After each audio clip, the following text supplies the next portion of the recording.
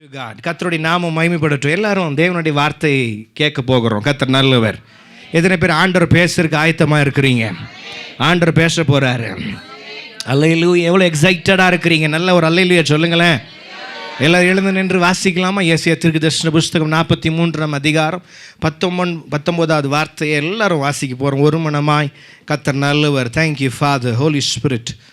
ஆமென். Yes yes. Ready? 1 2 3.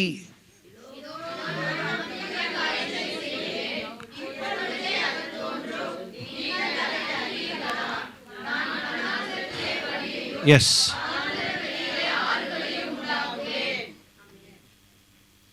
திரும்ப இன்னொரு வாட்டி கூட சொல்லாமா? யாரும் சொல்ல மாதிரி இருக்குது. இன்னொரு வாட்டி கூட. உங்களை செய்கிறேன்.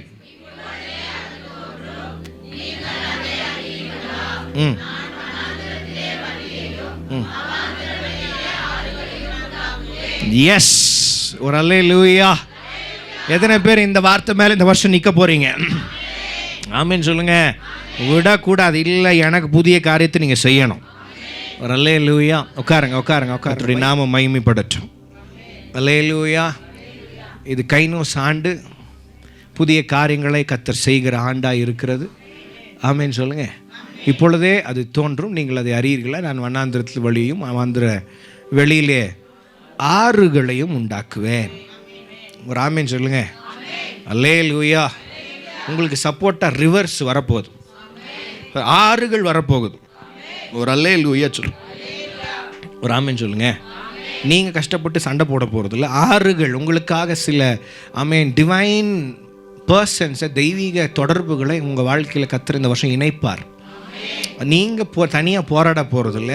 அந்த ஆறுகள் போனாக்கா அந்த ஆறுகள் எல்லாவற்றையும் மாற்றிவிடும். அந்த ஆறுகள் வழிகைகளை உண்டாக்கும். அல்லேலூயா. ஆமென் சொல்லுங்க. ஆமாம். ஸோ நம்ம ஒரு புதிய வழிக்குள்ளே, புதிய ஒரு மகிமைக்குள்ளே, ஒரு புதிய அபிஷேகத்துக்குள்ளே, புதிய ஒரு கிருபைக்குள்ளே, ஒரு புதிய பலனுக்குள்ளே ஆவியானவர் நம்மளை கொண்டு போவார். அல்லேலூயா. ஸோ நான் டைரெக்டாக தேவனுடைய வார்த்தைக்குள்ளே போகிறேன். போன வாரம் நம்ம புதிய உடன்படிக்கை குறித்து ஆவியானவர் பேசினார். எத்தனை பேர் கேட்டீங்க? ஓகே. ஸோ உங்கள்கிட்டயே நான் பதிலை கேட்க விரும்புகிறேன். புதிய ஏற்பாடுனா என்ன? புதிய உடன்படிக்கைனா என்ன? என்ன புரிஞ்சுக்கிட்டீங்க? இந்த பக்கம் பின்னாடி அங்கே சத்தமாக சொல்லுங்க. இருங்க, நான் பக்கத்தில் வந்துடுறேன்.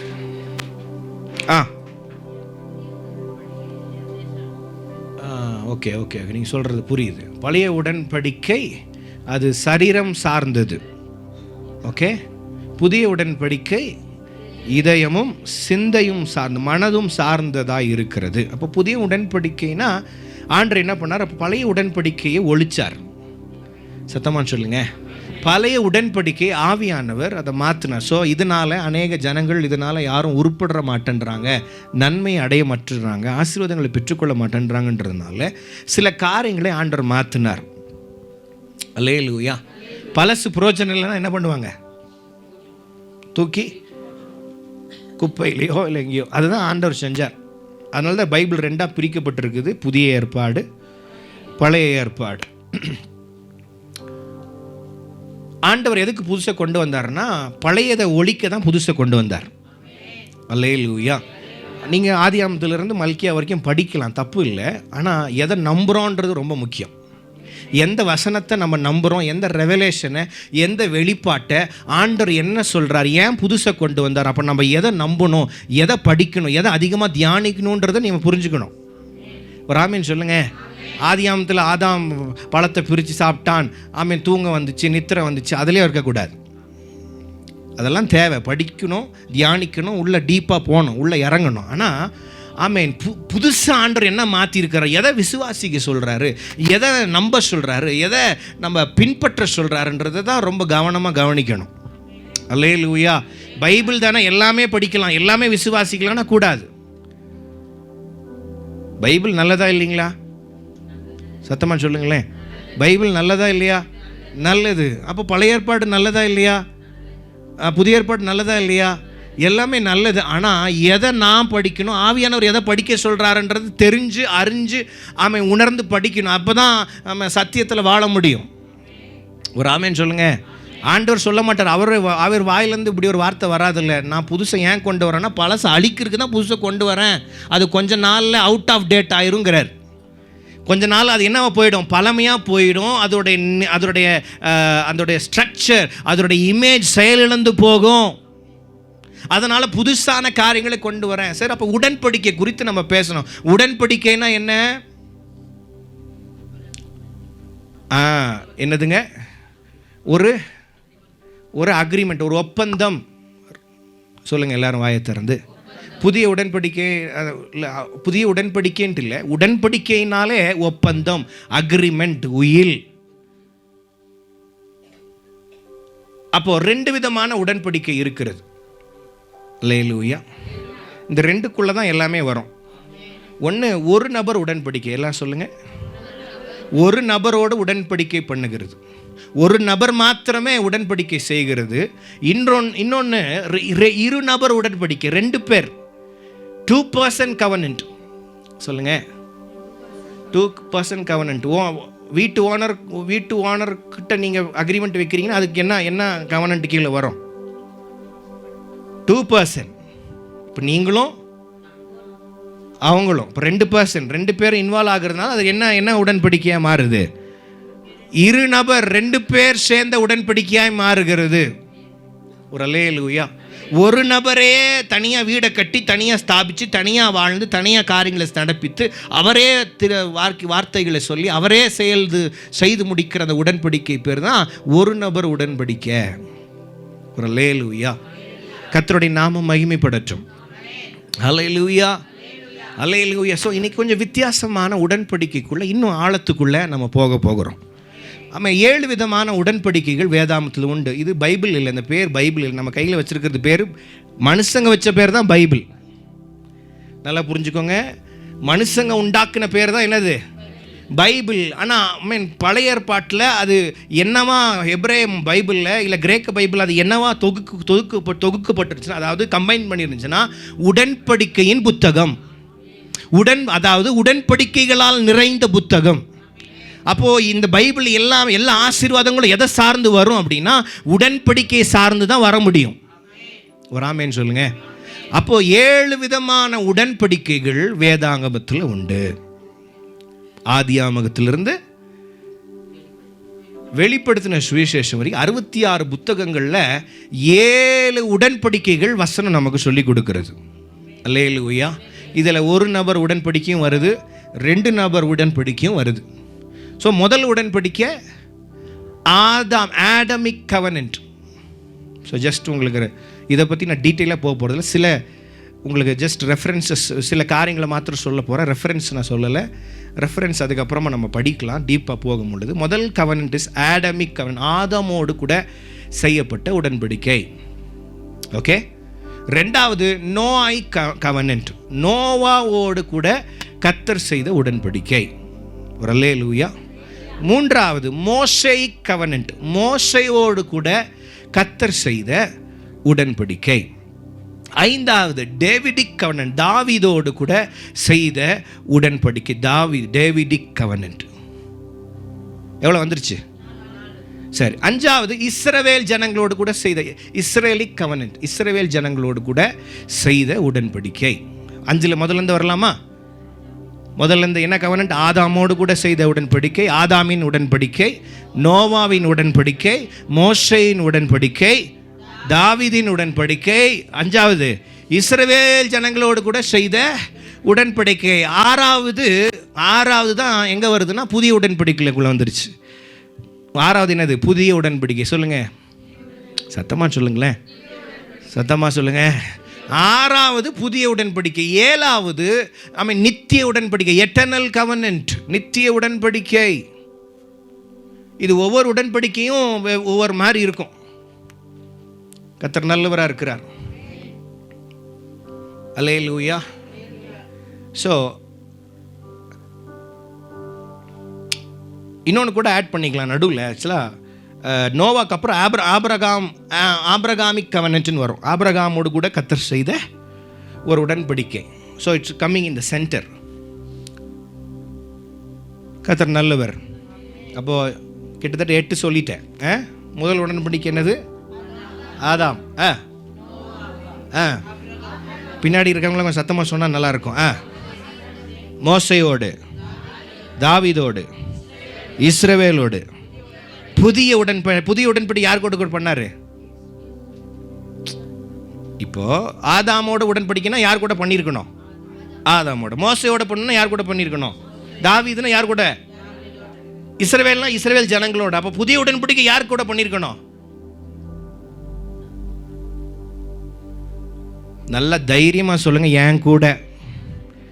ஜென்டைல்ஸ், புறஜாதிகளுக்கு கூட செய்யப்பட்ட உடன்படிக்கை என் கூட. சொல்லுங்க, என் கூட ஒரு ஒப்பந்தம் ஆண்டவர் வச்சுக்கினார், பண்ணார். ஒரு அல்லேலூயா.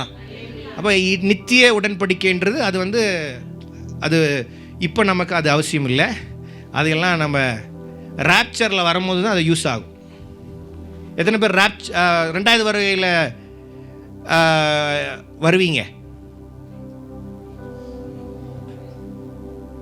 ரெண்டாவது வருகையில் எத்தனை பேர் வருவீங்க? ரெண்டாவது வருகையில் இயேசு கிறிஸ்து ரெண்டாவது வருகையில் வருவார்.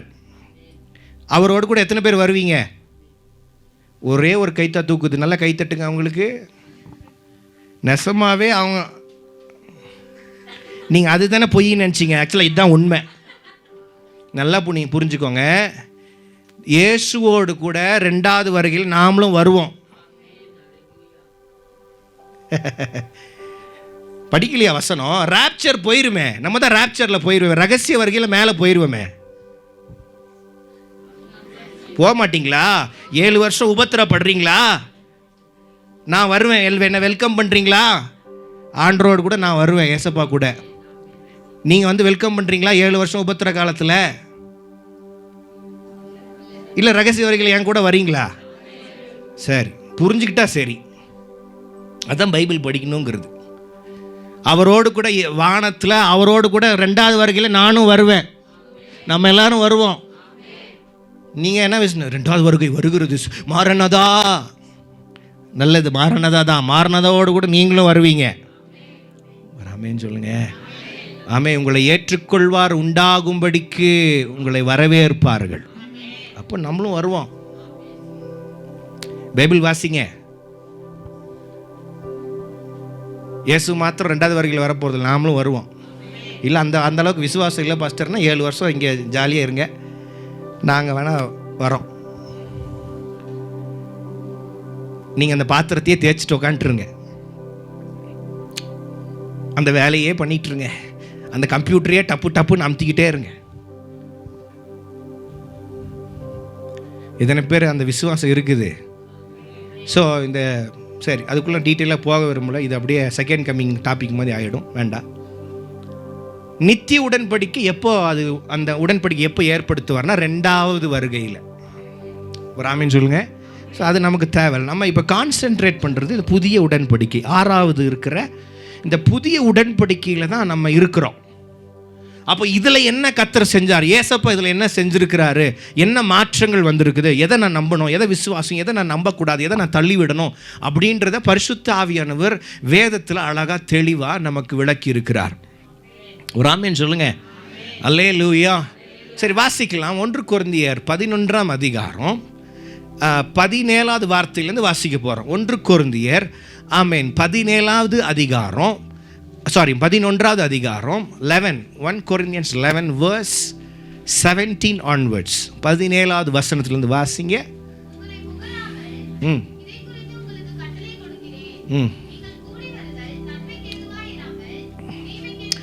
15 பேருங்களேன். 15வது வசனத்தில் வரலாம், கொஞ்சம் அப்படி பின்னாடி இருந்து வரலாம். அப்போ தான் கொஞ்சம் ஒரு சாராம்சமாக முழு ஸ்டோரி கிடைக்கும்.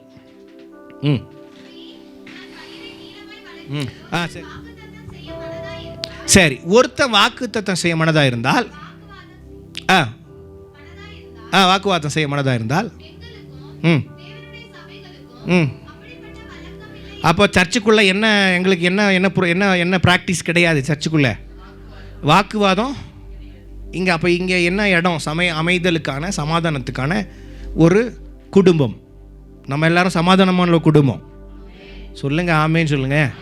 அல்லேலூயா. இங்கே எதுக்கு சர்ச்சுக்கு எதுக்கு வருதல்? நம்ம வாக்குவாதம் செய்யறதுக்கு என்ன பண்ணல, வரல. தேவனுடைய சபைகளுக்கும் அப்படிப்பட்ட வழக்கம், அப்படிப்பட்ட பிராக்டிஸ், அப்படிப்பட்ட கல்ச்சர் இல்லை என்ற அறிய கடவன் பவுல் சொல்றார் கொரிந்து சபைக்கு.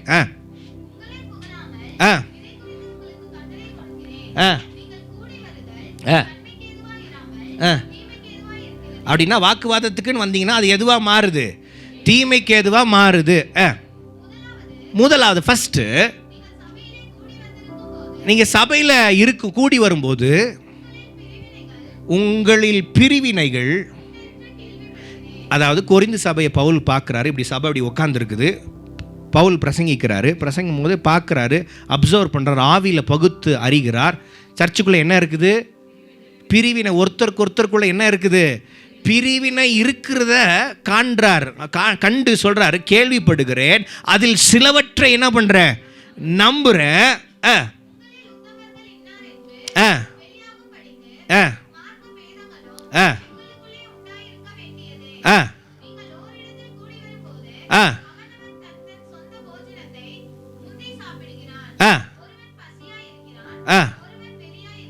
சரி.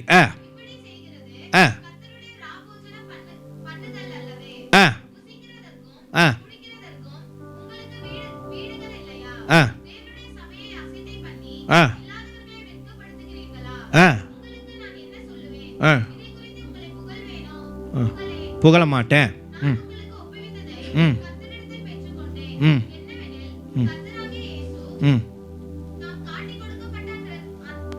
அந்த ராத்திரியிலே அப்பத்தை எடுத்து ஸ்தோத்திரம் பண்ணி அதை பிட்டு, நீங்க வாங்கி புசிங்கள், இது உங்களுக்காக பிற்கப்படுகிற என்னுடைய சரீரமாக இருக்கிறது, என்னை நினைவு கூறும்படி இதை செய்யுங்கள் என்றார்.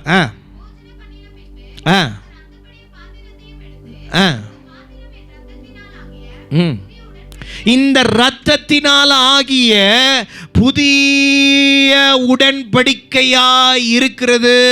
நீங்களும் இதை பாடும் போதெல்லாம் என்னை நினைவு கூறும்படி இதை செய்யுங்கள் என்றார். ஆமென் சொல்லுங்க பார்க்கலாம். சரி, எங்க வருது புதிய உடன்படிக்கை? எப்படி இந்த உடன்படிக்கை வருது அப்படின்னா, இரத்தத்தினால வருது. யாருடைய இரத்தத்தினால வருது? நம்மளுடைய குமாரனாகிய, நம்மளுடைய தெய்வமாகிய, நம்ம இரட்சகராகிய இயேசு கிறிஸ்துவினுடைய சொந்த இரத்தத்தினாலே தான் இந்த புதிய உடன்படிக்கை ஆரம்பமாகிறது. ஒரு ஆமென் சொல்லுங்க, ஒரு அல்லேலூயா. சரீரத்தினால் உண்டான புதிய உடன்படிக்கைன்னு சொல்லல, இரத்தத்தினால் ஆகிய புதிய உடன்படிக்கை. ஒரு அல்லேலூயா, ஒரு அல்லேலூயா. கர்த்தருடைய நாமம் மகிமைப்படட்டும். நல்லா கவனிக்கணும் இந்த செய்தியை. நல்லா கவனிங்க, நான் முன்னாடியே சொல்லிடுறேன். இந்த சத்தியத்தை நீங்கள் நல்லா கேட்டுக்கோங்க. இதை கேட்டு நல்லா திரும்ப கூட வீட்டில் போய் திரும்ப கேளுங்க. ஒரு அல்லேலூயா. வீட்டில் நோட் பண்ணியோ இல்லை எப்படியோ ரெக்கார்ட் பண்ணியோ வீட்டில் போய் கேளுங்க. இது உங்கள் வாழ்க்கையை தலைகீழாக மாற்றும், அற்புதமாக மாற்றும், ஆச்சரியமாக இந்த சத்தியம் உங்களை மாற்றும். எத்தனை பேர் விசுவாசிக்கிறீங்க? எத்தனை பேர் பெற்றுக்கொள்ள ஆயத்தமாக இருக்கிறீங்க? கர்த்தருடைய நாமம் மகிமைப்படுவதாக. அல்லேலூயா. ஸோ ரத்தம் வந்தால் தான் புதிய உடன்படிக்கை ஆக்டிவேட் ஆகும். ரத்தம் சிந்துதல் இல்லாமல் பாவ மன்னிப்பு இல்லைன்ற மாதிரி ரத்தம் இல்லாமல் புதிய உடன்படிக்கை இல்லை. ஒரு அல்லேலூயா சொல்லுங்க, ஒரு அல்லேலூயா. ரத்தம் இல்லாமல் ஆமென் புதிய உடன்படிக்கை இல்லை. அல்லேலூயா, அல்லேலூயா. கர்த்தர் நல்லவராக இருக்கிறார். பழைய ஏற்பாட்டின் உடன்படிக்கைக்கும் புதிய ஏற்பாட்டின் உடன்படிக்கைக்கும் நிறைய வித்தியாசங்கள் இருக்குது. அநேக சேஞ்சஸை ஆண்டவர் பண்ணியிருக்கிறார். அல்லேலூயா.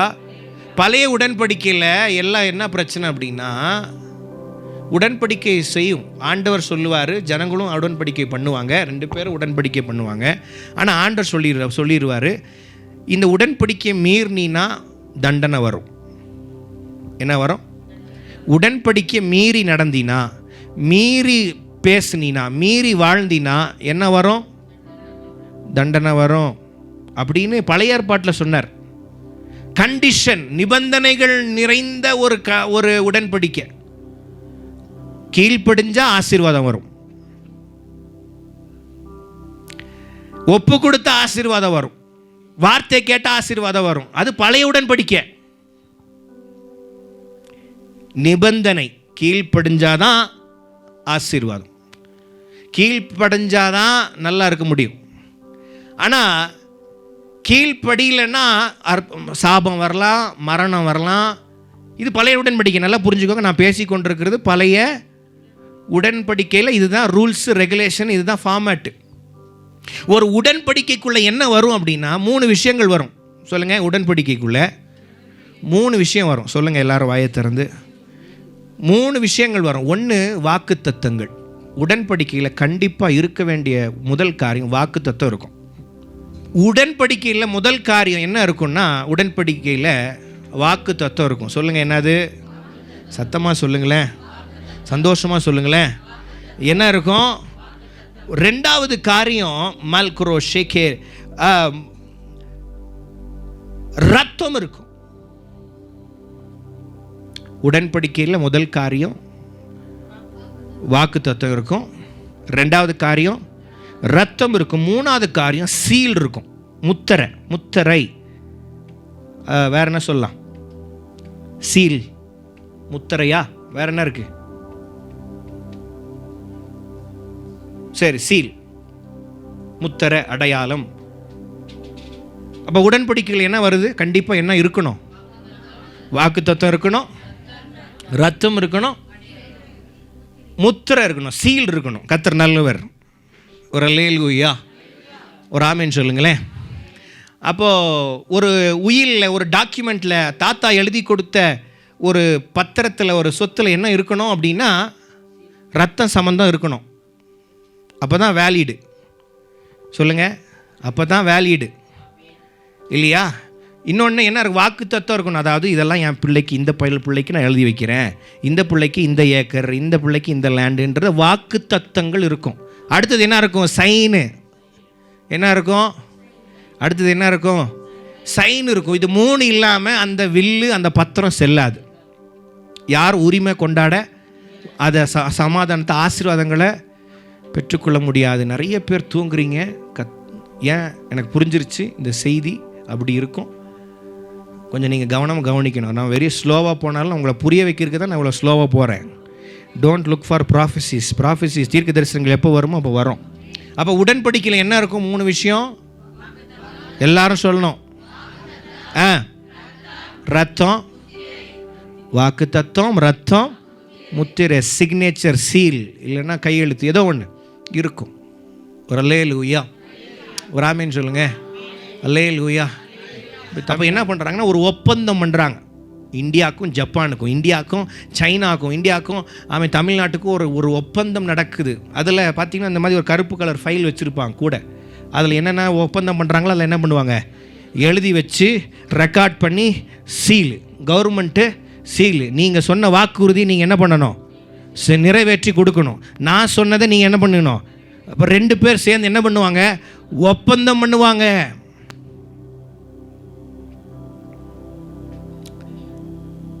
அப்போது நிபந்தனை இருக்கும். அதில் என்ன இருக்கும்?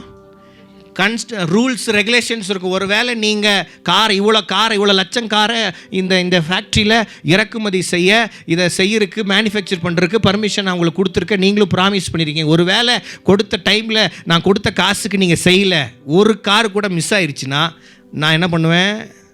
ஃபைன் போடுவேன், நான் பெனால்ட்டி சார்ஜஸ் போடுவேன், கடன் சுமை வரும்.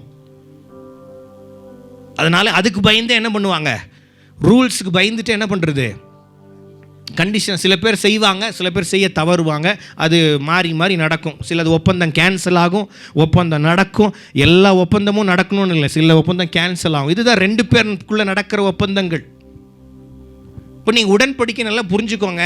அதில் வாக்குத்தத்தம் இருக்கும், ரத்தம் சம்பந்தமாக காரியங்கள் இருக்கும்.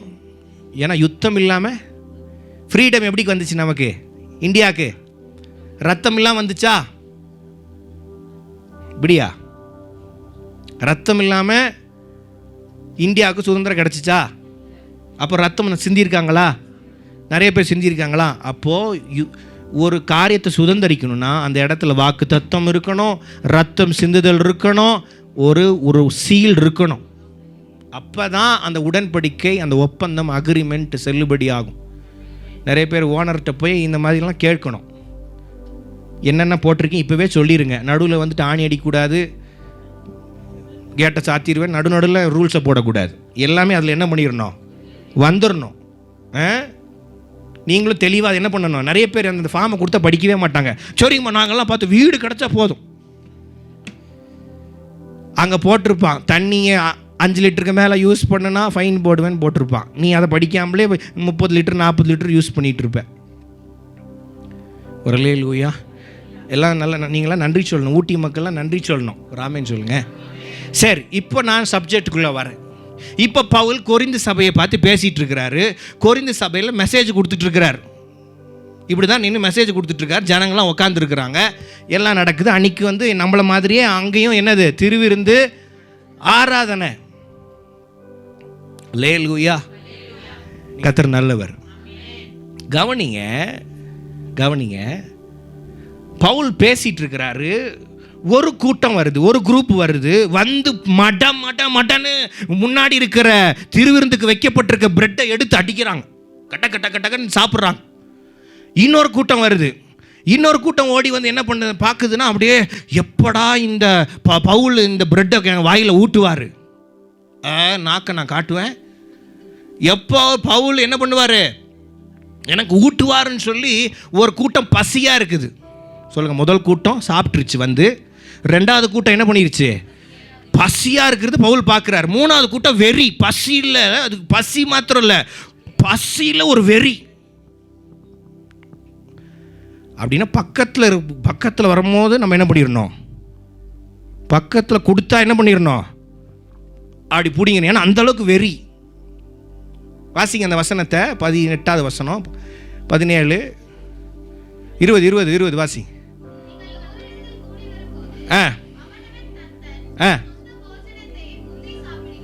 ஒருத்த முந்தி சாப்பிட்றான் அப்படின்னா ஒரு மனம் இல்லை, அந்த இடத்துல இல்லை. எல்லாரும் ஒரு மனமாக புசிப்போன்றதுக்குள்ளே முழுங்கி தண்ணி குடிச்சிட்டு இருப்பாங்க ஏப்புன்னு. வரலே லூயா. இப்போ எல்லாரும் ஒரு மனமாக புசிப்போன்றதுக்குள்ளே எங்கள் முடிச்சிட்டு இருப்பாங்க. அந்த மாதிரி. ஏன்னா நம்ம கொடுக்குற மாதிரி அப்பம் இல்லை. நம்ம எப்படி கொடுக்குறோம், சாஃப்டாக மெலிசா வாய்க்குள்ளே போகிறதே தெரியல, அந்த மாதிரி இருக்குது. ஆனால் அந்த காலத்தில் எப்படின்னா ரியல் பிரெட்டு அப்படின்னா பிக்கப்படாத பிரெட் அப்படி அடுக்கி வச்சுருப்பாங்க. அப்படி ஒரு மேஜையில் பிரெட்டாக அடுக்கி வச்சுருப்பாங்க. அதை பிட்டுனா என்ன பண்ணணும், பிச்சு தானே கொடுப்பாங்க. ஏற்கனவே பிட்டு வச்சுருக்க மாட்டாங்க நம்மளை மாதிரி. ஏன்னா டைம் நமக்கு சேவ் ஆகணுன்றக்கா என்ன பண்ணி வச்சுருக்கிறோம், பிட்டு வச்சுருக்கோம். நடக்குது, ஒருத்தன் வந்து முந்தி சாப்பிட்றான், ஒருத்தன் பசியாக இருக்கிறான், ஒருத்தன் வெறியாக இருக்கிறான். வாசிங்க. இப்படி செய்கிறது கர்த்தருடைய ராபோஜனம் பண்ணுவது. இது ராபோஜனம் கிடையாது.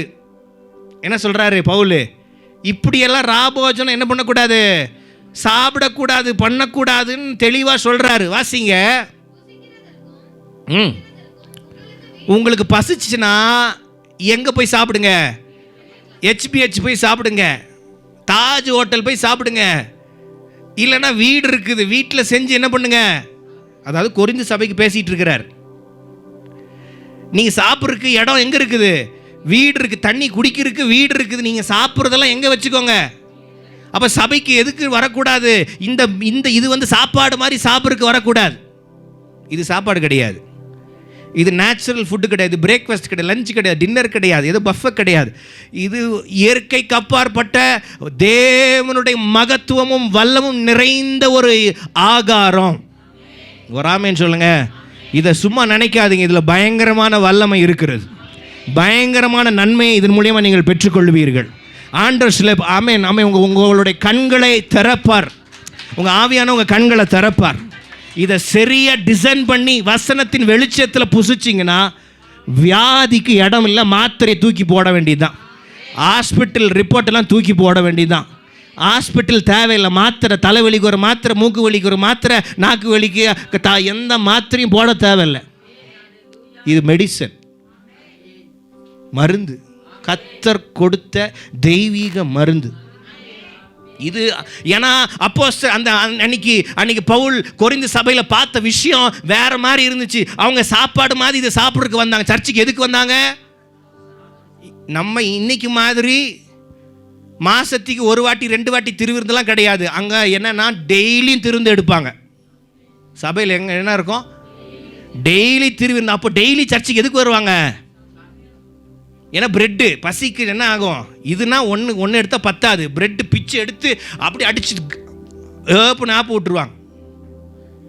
அதை பார்க்குறாரு, பசியாக இருக்கிறாங்க. சில பேர் பசியிலே வந்து உட்காந்துருக்குறாங்க. இது எப்படா பிச்சு கொடுப்பாங்கன்ற மாதிரி உட்காந்துருக்குறாங்க கொரிந்து சபையில். புசிக்கிறதும் குடிக்கிறதும் உங்களுக்கு வீடுகள் இல்லையா? தேவனுடைய சபையை, தேவனுடைய சபைன்னா எதை அசட்டை பண்ணுறீங்க? எது தேவனுடைய சபை? எது தேவனுடைய சபை? யோசிக்காமல் சொல்கிறீங்களா? கொஞ்சம் சீக்கிரமா. நான் இல்லை, நம்போம். நீங்கள் சபை கிடையாது. நம்ம எல்லாரும் சேர்ந்தாதான் சபை. நம்ம சொல்லுங்கள், நம்ம எல்லாரும் சேர்ந்தாதான் சபை. இது கட்டிடம், இதெல்லாம் கட்டிடம். இதெல்லாம் என்னது? கட்டிடம். அதனால தான் ஐயோ சபை பாஸ்டர் பாத்தியா சபைக்குள்ள ஃபுல் பீட்டு மேலேயே ஷூ போட்டு ஏறுறாரு பாருங்க. இதை வந்து நம்ம ஒரு ட்ரெடிஷனாக, கல்ச்சராக, மதமாக மாற்றிடக்கூடாது. ஏன்னா மதத்துக்கு பின்னாடி பிசாசு இருக்கிறான், கலாச்சாரத்துக்கு பின்னாடி பிசாசு இருக்கிறான். ஒரு அல்லேலூயா ஆமேன்னு சொல்லிவிடுங்க. ஆமாம், உண்மை. மதத்துக்கு பின்னாடி பிசாசு இருக்கிறான். அது கிறிஸ்டியானிட்டியாக இருந்தாலும் சரி, Christianity. I am going to full stop there. மதத்துக்கு பின்னாடி பிசாசு இருக்கிறான், கலாச்சாரத்துக்கு பின்னாடி பிசாசு இருக்கிறான், உலக வழக்கங்களுக்கு பின்னாடி பிசாசு இருக்கிறான். ஆனால் ஆவியானுடைய சத்தம் என்ன? ஆவியானுடைய வெளிச்சம் என்ன? சாப்பிட்றதுக்கு வீடு இருக்குது, அங்கே போய் சாப்பிடுங்க. இல்லாதவர்கள் வெட்கப்படுத்துகிறீர்களா? உங்களுக்கு நான் என்ன சொல்லுவேன்? இதை குறித்து உங்களை புகழ் வேணும், புகழ மாட்டேன். கர்த்தரிடத்தில் நான் என்ன ஆண்டு ரிசீவ் பண்ணணும், ஆண்டு எனக்கு என்ன சொல்லி கொடுத்தாரோ ஆண்டவர். ஆமாம், ஏன்னா பவுல் ஏசப்பாவை பார்க்கல. நல்லா கவனிங்க, பவுல் யாரை பார்க்கல? சத்தத்தை கேட்டான், வெளிச்சத்தை பார்த்தான். ஏசப்பா கூட நடக்கலை, பேசலை, ஊழியம் பண்ணலை. பவுல் தனி கேட்டகரி. ஆமே. பேதுரு இயேசுவோடு கூட நடந்தார், பேசினார், மடியில் சாஞ்சார், அற்புதங்கள் அடையாளங்களை பார்த்தார். 3.5 வருஷம் இயேசுவோடு கூட டிராவல் பண்ணார். ஆனால் பேதுருக்கு இல்லாத வெளிப்பாடு பவுலுக்கு கிடைத்தது. யாருக்கு அதிகமாக கிடைச்சிருக்கணும்? யாருக்கு ஜாஸ்தி கிடைச்சிருக்கணும்? வெளிப்பாடுகளும் அற்புதங்களும் நன்மைகளும் யாருக்கு ஜாஸ்தி கிடைச்சிருக்கணும்? 3.5 வருஷம் ஏசப்பாவுடைய தெய்வத்தை முகமுகமாக பார்த்தவர். ஆமீன். பரலோகத்தின் குமாரனை நேரடியாக முகத்துக்கு முன்னாடியே பார்த்தார். மறுரூபமா மலையில் ஆமீன் டிரான்ஸ்ஃபிகர் ஆகிறத, மறுரூபமாகிறத பார்த்தவர் பேதுரு. ஆனால் பேதுருக்கு கிடைக்காத வெளிப்பாடு பவுலுக்கு கிடைத்தது. 16 நிருபங்களை வேதாமத்தில் எழுதுகிறார். ஒரு ஆமீன் சொல்லுங்க. அப்போ அவர் பார்த்ததை வச்சு பேசுறாரா இல்லை பெற்றுக்கொண்டதை வச்சு பேசுறாரா? சத்தமா சொல்லுங்க. பவுல் பார்த்ததை வச்சு பேசல, பெற்றுக்கொண்டதை வச்சு தான் பேசுறார். ஒரு ஆமீன் சொல்லுங்க. அப்போ சபையில் ஆவியானவர் என்ன பெற்றுக்கொள்ள, ஆவியானவர் என்ன ரெவலேஷனை கொடுக்குறாரோ அதை தான் பேச முடியும். இந்த ஊழியக்காரங்க அப்படி இருக்கிறாங்களே, இந்த சபை அப்படி இருக்குதே, அந்த சபை, அவங்கள பார்த்து நம்ம ரெப்ளிகா பண்ண முடியாது. அவங்கள ரிப்பீட், அவங்கள காப்பி பண்ண அந்த சபை போல் ஐம சபை இல்லையே. சந்தோஷம், கர்த்தருக்கு ஸ்தோத்திரம். ஏன்னா நாங்கள் பெற்றுக்கொண்டு பேசுகிறோம், பார்த்து பேசலை. சொல்லுங்க பக்கத்தில் பார்த்து பேசுறது இல்லை, பெற்றுக்கொண்டு பேசணும்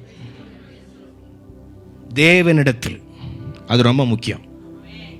தேவனிடத்தில் எதை வாங்குறோமோ இல்லையே, 100 வருஷமா இதை தானே செஞ்சுட்டு இருக்கிறாங்க. 100 வருஷமா பலிப்பீடத்தில் ஷூ போடாம தானே ஏறினாங்க. இன்னைக்கு மட்டும் என்ன புது ஷூ? அதே கேள்வி நானே கேட்டேன் எனக்கிட்ட. ஒரு ஆமீன் சொல்லுங்க. வசனம் சொல்லுது, இன்னும் மோசேயினுடைய ஆகமங்கள் வாசிக்கப்படுகையில் இன்னும் முக்காடு நீங்கப்படவில்லை. மோசேயினுடைய நிருபங்கள் வாசிக்கப்படும் போது என்ன நீங்கிறது இல்லை? முக்காடுக்கு வரலாமா? அடுத்தது அதுதான். ராமேன் சொல்லுங்க. முக்காடுக்கும் உங்களுக்கு என்ன சம்பந்தம்? ராமன் சொல்லுங்க. எத்தனை பேர் ஊழியம் செய்றீங்க?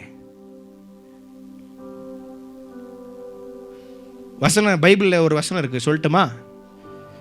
பெண்கள் ஊழியம் பண்ணக்கூடாது போட்டிருக்கா இல்லையா? பெண்கள் என்ன பண்ணக்கூடாது? ஆசாரி ஊழியத்தை செய்யக்கூடாது, ஊழியம் செய்யக்கூடாதுன்னு போட்டிருக்கா இல்லையா? என்ன புதுசாக பார்க்குற மாதிரியே பார்க்குறீங்க. அதனால தான் வீட்டில் போய் திறந்தோன்னே பிளேட்டை திறக்கக்கூடாது, பைபிளை திறக்கணும். ராமன் சொல்லுங்க. அப்போது முக்காடு போடணுன்னா ஊழியமும் என்ன பண்ணக்கூடாது? செய்யக்கூடாது.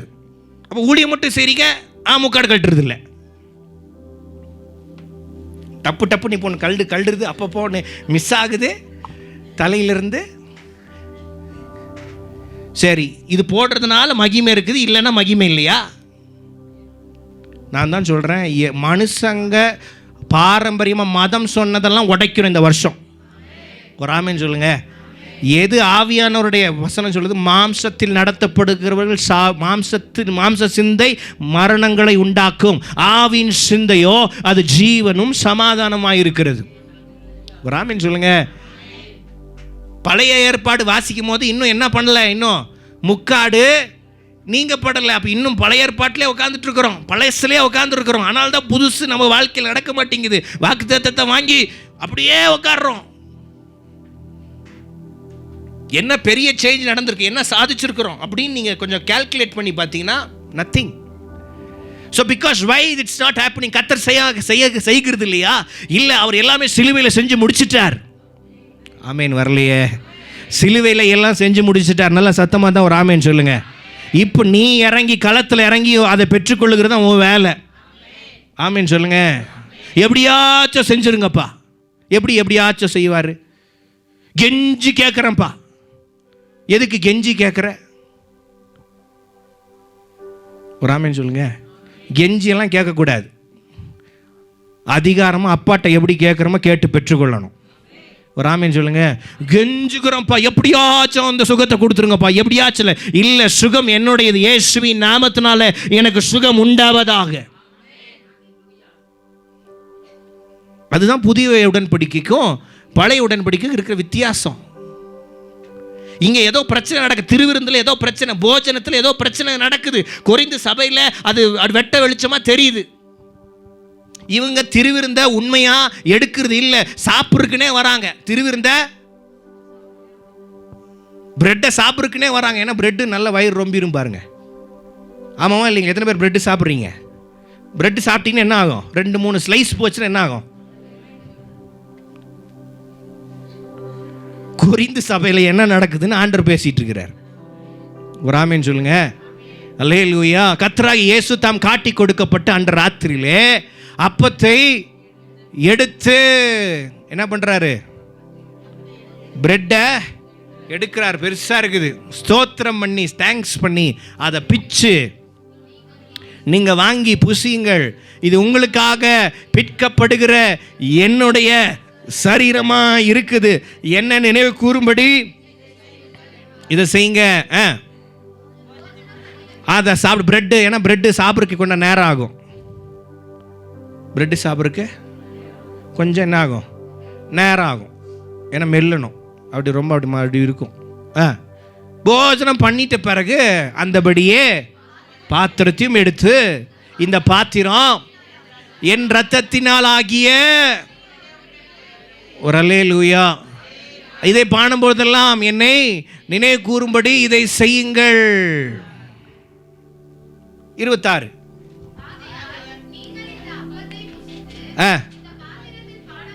சரி, இந்த பிரெட்டையும் இந்த ரசத்தையும் நீங்க பானம் பண்ணும்போது கர்த்தர் வரும் அளவும் அவருடைய மரணத்தை தெரிவிக்கிறீங்க. யாரு அபாத்திரமாய் கர்த்தருடைய அப்பத்தை புசித்து பானம் பண்ணுகிறானோ அவன் கர்த்தருடைய சரீரத்தை இரத்தத்தையும் குறித்து குற்றமுள்ளவனாய் இருப்பான்.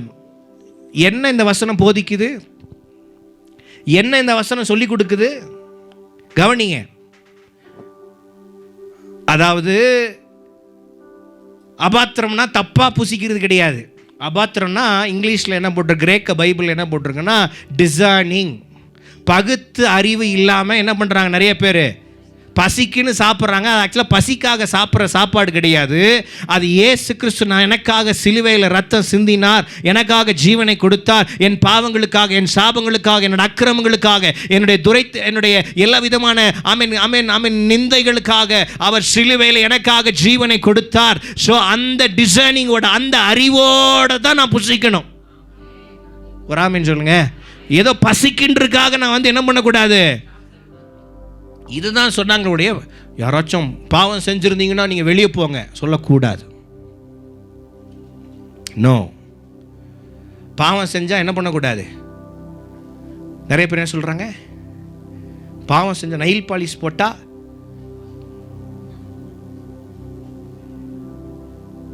ட்ரெஸ் மாடர்னாக போட்டால், நிறைய சர்ச்சில் ரூல்ஸு, நிறைய சர்ச்சில் என்ன கொண்டு வந்துட்டாங்க ரூல்ஸு. என்ன ரூல்ஸு?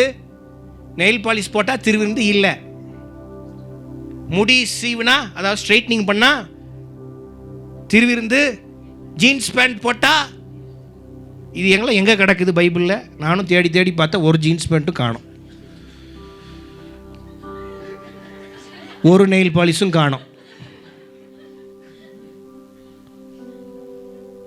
நானும் தேடி பார்த்துட்டேன். ஒருவேளை இருக்குமோ நம்மளே கன்வின்ஸ் பண்ண, எவ்வளவோ நானே என்னையே கன்வின்ஸ் பண்ண ட்ரை பண்ண முடியல. ஒன்றும் இல்லை, அங்கே இருந்தால் தானே கன்வின்ஸ் பண்ணுறதுக்கு. ஏன்னா வார்த்தை தான் நம்மளை கன்வின்ஸ் பண்ணணும். ஆமென் சொல்லுங்க. வார்த்தை தான் நம்மளை கன்வின்ஸ் பண்ணுமே ஒழிய உலகம் பேச்சுகள், உலக வழக்கங்கள் நம்மளை கன்வின்ஸ் பண்ணக்கூடாது, நம்மளை கீழ்ப்படுத்தக்கூடாது. வசனம் என்ன சொல்லுது? எதுக்காக அபாத்திரமாக பானம் பண்ணக்கூடாதுன்னு பவுல் கொரிந்து சபைக்கு சொன்னார். நிறைய பேர் பசிக்காக என்ன பண்ணிட்டு இருந்தாங்க.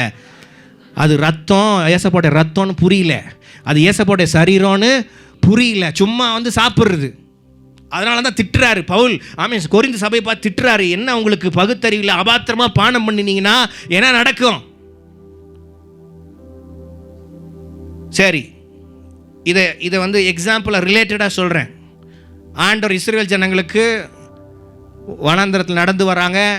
இப்போ பசி நல்லா என்னதுங்க, இதே மாதிரி என்ன நடக்குது, பயங்கர பசி. இப்போ பசிக்கு ஆண்டவர் என்ன பண்ணுறாரு, முறுமுறுக்கிறாங்க. இவங்க ஜனங்க என்ன பண்ணுறாங்க, என்ன முறுமுறுக்கிறாங்க,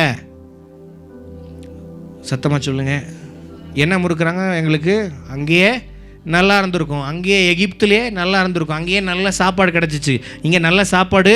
முறுமுறுக்க ஆரம்பிச்சிட்டாங்க. உடனே குறை வந்துருச்சு, வாயில் பிரச்சனை வந்துருச்சு, கலக்கம் வந்துருச்சு, வாக்குவாதம் வந்துருச்சு, பிரிவினை வர ஆரம்பிச்சிருச்சு. பாருங்கள், இங்கே கொரிந்தில் வந்தது அப்படியே அங்கே வரும்.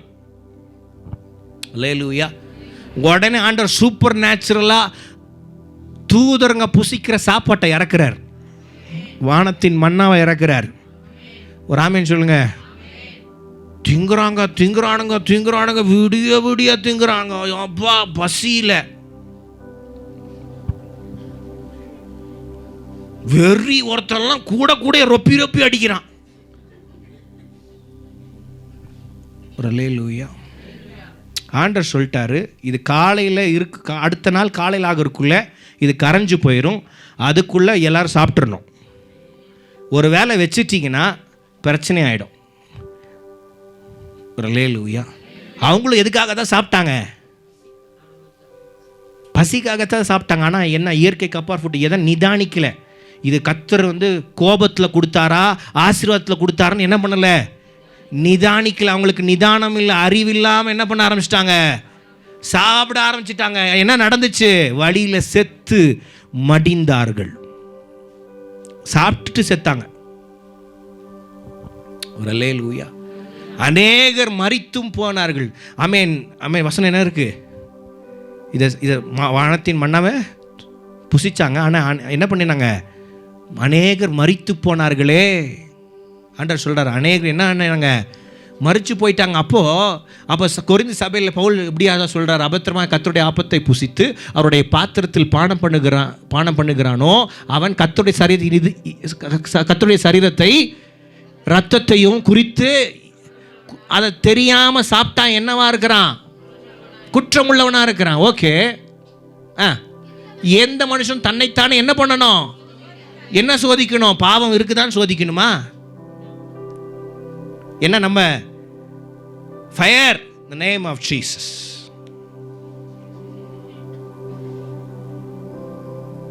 ஒரு அல்லேலூயா, ஒரு அல்லேலூயா, ஒரு அல்லேலூயா. சோதிச்சாருன்னா என்ன சோதிக்கணும்? டார்ச் அடித்து பார்க்கணுமா? உங்கள்கிட்ட என்ன பாவம் இருக்குதான்னு செக் பண்ணணுமா? இல்லை, எப்போ ஏசப்பாவை ஏற்றுக்கொண்டீங்களோ அன்னைக்கே ஆமே உங்கள் பாவத்தோட சாப்டர் க்ளோஸ். சொல்லுங்கள் ஆமேன்னு சொல்லுங்கள். அப்போ பாஸ்டர், அப்போ நேற்று செஞ்ச பாவம் பாஸ்டர் அதுவும் க்ளோஸ். அது நீங்கள் நினைக்கிற வரைக்கும், நீங்கள் விசுவாசிக்கிற என்னுடைய பாவங்கள், என்னுடைய பாஸ்ட், என்னுடைய ப்ரெசண்ட், என்னுடைய ஃப்யூச்சர், அத்தனை பாவங்களும் இயேசு கிறிஸ்து சிலுவையில் முடிச்சிட்டார். எனக்கு விரோதமாக எழுதப்பட்ட கையெழுத்தை குலைத்து, எனக்கு விரோதமாக எல்லா நியாய தீர்ப்பையும், எனக்கு விரோதமாக தண்டனையும் சிலுவையில் அவர் ஏற்றுக்கொண்டு, என் நிமித்தமாக அவர் சிலுவையில் பலியானதுனால நான் தீர்ந்து எடுக்க ஒவ்வொரு நாளும் நான் பரிசுத்தவானதான் நான் இருக்கிறேன், நான் நீதிமானதான் இருக்கிறேன், நான் அவருடைய பிள்ளையாக தான் இருக்கிறேன், அவருடைய சுதந்திரவாளியாக தான் இருக்கிறேன். பிசாசு சொல்லுவான், நீ பாவி, நீ பாவம் செஞ்சுட்டு இருக்கிற, நீ பழசப்பாரு, நீ தப்பு செஞ்சுட்டு இருந்தா ஆண்டவர் உன்னை நெருப்பு வச்சு கொளுத்திடுவாரு, உன்னை அப்படி அடிச்சிருவாரு, உன் கால் உடைச்சிருவாரு, கேன்சரை உருவாக்கிடுவாரு, நீ அவ்வளோதான். பிசாசுடைய பேச்சை கேட்காதீங்க. 2 பாத்திரம் இருக்குது. ஒன்று கர்த்தருடைய பந்தி, கர்த்தருடைய பாத்திரம். இன்னொரு பாத்திரம் இருக்குது, பேய்களினுடைய பந்தி, பேய்களுடைய பாத்திரம். டிசைன் பண்ணும் எதை நம்ம புசிக்கணும், எதை புசிக்கூடாது, எப்படி புசிக்கணும், எப்படி புசிக்க கூடாது. Glory to God. Hallelujah. தன்னைத்தானே சோதித்தறிஞ்சுன்னா அப்போ மைண்டை கொண்டு போகணும். எங்கே கொண்டு போகணும்? எப்படி சோதிக்கணும் சொல்லி கொடுக்குறேன். எப்படி சோதிக்கணும்? என் பாவத்தை எல்லாவற்றையும் சிலுவையில் முடிஞ்சிருச்சு, நான் இப்போ நீதிமான், இந்த பந்திக்கு நான் முழுசும் தகுதி உள்ளவன். சொல்லுங்க, முழுசும் நான் என்ன ஆகணவன்? தகுதி உள்ளவன்ற ஒரு கான்செப்டை மைண்டுக்குள்ளே கொண்டு வரணும். அதுக்கப்புறம் தான் நீ திருவிந்து எடுக்கணும். புரியுதா உங்களுக்கு? கர்த்தர் நல்லவராக இருக்கிறார். ஒரு ஆமேன்னு சொல்லுங்க, ஒரு அல்லேலூயா, ஒரு அல்லேலூயா சொல்லுங்க, ஒரு அல்லேலூயா சொல்லுங்க. அப்போ இந்த அப்பத்தில் புசித்து இந்த பாத்திரத்தில் பானம் பண்ண கடவன், எண்ணத்தினானில் அபாத்திரமாக போஜனம் பண்ணுகிறவன் கர்த்தருடைய சரீரம் இன்னதென்று நிதானித்து அறியாததினாலே தனக்கு ஆக்கினை தீர்ப்பு வரும்படி போஜனம் பண்ணுகிறான். உங்களில் அநேகர் பலவீனரும் வியாதி உள்ளவர்களுமா இருக்கிறீர்கள் என்று அநேகர் நித்திரையும் அடைந்திருக்கிறார்கள். அதாவது ஆண்டவருடைய சத்தியம், ஆண்டவர் சிலுவையில் செஞ்ச மகிமையை விசுவாசிக்காதவங்க ஆட்டோமேட்டிக்காக பிசாசினுடைய திட்டத்துக்கு கீழே வந்துடுறாங்க. அதனால தான் வியாதி வருது. புரியுதா? புரியுதா உங்களுக்கு? 100% இல்லை, 100% வேணும், 1000% நான் சொல்கிறேன், ஆண்டவர் உங்களுக்கு வியாதியை கொடுக்க மாட்டார். ஆமீனே சொல்லி நிறைய பேர் யோசிக்கிற மாதிரி இருக்கே. 1000 மடங்கு கேரண்டி வசனத்தின்படி உங்களுக்கு ஆண்டவர் வியாதியையும் பலவீனத்தையும் மரணத்தையும் கொடுக்கிறவர் அல்லவே, கொடுக்க மாட்டார். இங்கே என்ன போட்டிருக்குது? ஏன்னா அவங்க பேய்களுடைய பாத்திரத்தில் பந்தி பண்ணுறாங்க, அதனால தான் வியாதி. பேய்களுடைய பாத்திரத்தில் அவங்க போஜனம் பண்ணுறாங்க, அதனால தான் பிரச்சனை, அதனால தான் மரணம். இன்னும் டீட்டெயில் இருக்குது. இதை இந்த வசனத்திலே அநேக சத்தியங்கள் இருக்குது. டீட்டெயில் போனோம். ஒரு ஆமீன் சொல்லுங்க. அதை வரக்கூடிய ஒரு நாளில் பேசுகிறேன். இதில் ஒரு பயங்கரமான சத்தியம் இருக்குது. ஏன் குறை பேசக்கூடாது? சர்ச்சுக்குள்ளே முக்கியமாக விசுவாசிகளுக்குள்ளே என்ன பேசக்கூடாது? Very danger. அப்படி பேசிட்டு யாராச்சும் ஒருத்தவங்களை நியாயம் தீர்த்துட்டு ஒருத்தவங்க மேலே கையை காட்டிட்டு வந்து திருவிருந்து எடுத்தாங்கன்னா அவங்க பேயினுடைய பாத்திரத்துக்குள்ளே ஷிஃப்ட் ஆகுறாங்க. இந்த சத்தியம்லாம் நான் பேசுகிறேன். ராமன் சொல்லுங்க, உங்களை ஷாக் பண்ணுவார் ஆவியானவர். சத்தியத்தினால ஷாக் பண்ணுவார். நான் ஊட்டுற சாப்பாடெல்லாம் கொஞ்சம் ஜீரணம் நல்லா ரெடி ஆகிட்டு வந்துடணும். ஜெபிச்சுட்டு வந்து தான் கேட்டால் தான் புரியும். இல்லட்டினாக்கா சைனீஸ் பாஷை மாதிரி இருக்கும்.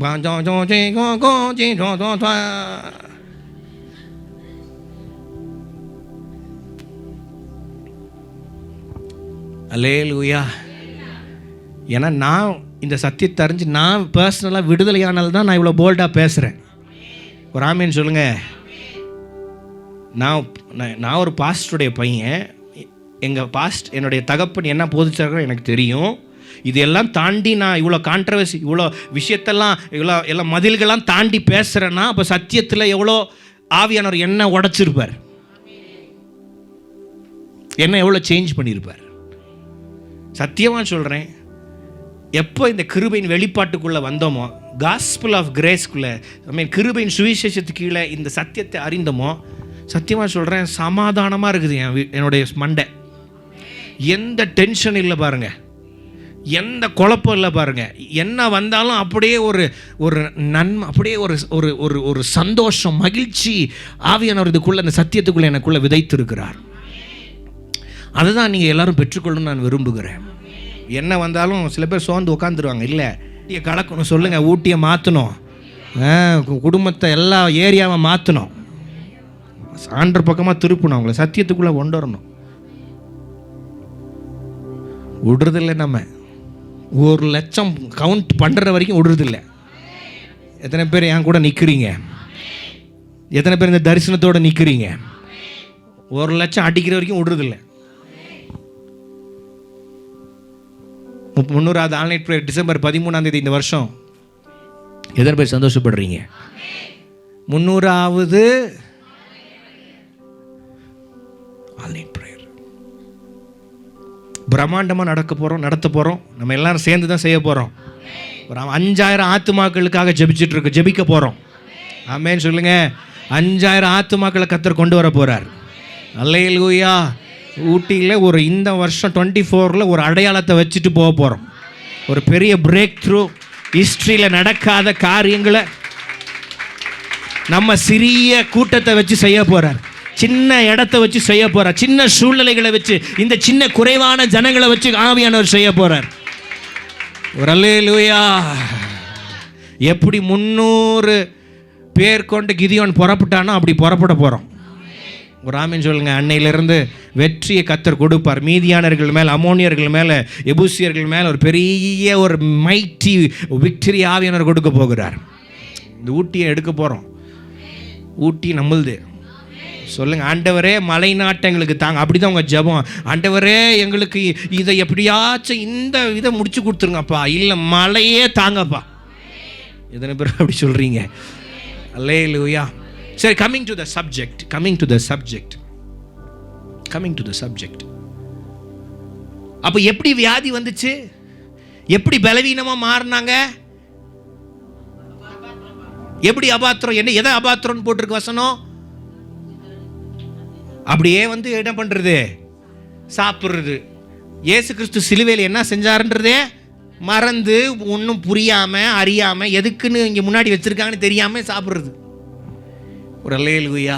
அவங்களா எடுத்துக்கிறது, அவங்களா சாப்பிட்றது, அவங்களே இது பண்ணுறது. நிதானம் இல்லை. அப்போஸ்தலர் நாட்களில் 2ஆம் அதிகாரத்தில் வாசிக்கிறவர், அவர்கள் அந்யோன்யத்திலும் அற்பம்பிக்குதலும் தரித்திருந்தார்கள். They was continually, amen, they was eating the bread of and drinking. சில நேரம் வீட்டுக்கு மற்ற வீட்டுக்கு எதுக்கு போவாங்க? நம்மளாம் எதுக்கு போவோம்? யாராச்சும் விசாரிக்கிறதுக்கு போவோம், இல்லைன்னா யாராச்சும் பார்த்துட்டு வரக்கு போவோம், இல்லைன்னா அந்த வீட்டில் என்ன செய்தி இருக்குன்னு கேட்டு வர போவோம். ஆனால் அப்போஸ்தலர்கள் என்ன பண்ணாங்கன்னா, இந்த பந்திக்குன்னு என்ன பண்ணுவாங்க? மீட் பண்ணுவாங்க. எல்லாரும் என்ன பண்ணுவாங்க? ஒரு என்ன பண்ணுவாங்க? சந்திப்பாங்க. கர்த்தர் நல்லவராக இருக்கிறார். அல்லேலூயா. அப்போ இப்போ நீங்கள் கொஞ்ச நேரம் கழிச்சு, கொஞ்ச நேரம் முடிஞ்சு இந்த வசனத்தின்படி தான் இது இன்றைக்கி நம்ம சாப்பிட போகிறோம். ஒரு ஆமென் சொல்லுங்கள். இதில் இல்லாத வல்லமையே கிடையாது. சொல்லுங்கள், இதனால் முடியாது ஒன்றுமே கிடையாது. சொல்லுங்கள், நீங்கள் 21 நாள் ஃபாஸ்டிங் பண்ணி ஜெபிச்சு நடக்காதது இதில் நடக்கும். சிலுவை செய்யாததை பாட்டு மட்டும் பாடுறதில்ல, அது உண்மையில் இதுதான். நீ ஜபம் பண்ணாதது, உன் ஃபாஸ்டிங் பண்ணாதது, உன்னுடைய அர்ப்பணிப்பு பண்ணாதது இந்த திருவிருந்து தேவனுடைய சரீரமும் தேவனுடைய ரத்தமும் செய்து முடிக்கும். எத்தனை பேர் விசுவாசிக்கிறீங்க? ஒரு ஆமென் சொல்லுங்க. அல்லேலூயா. I receive it in the name of Jesus. இது செஞ்சு முடிக்கும்.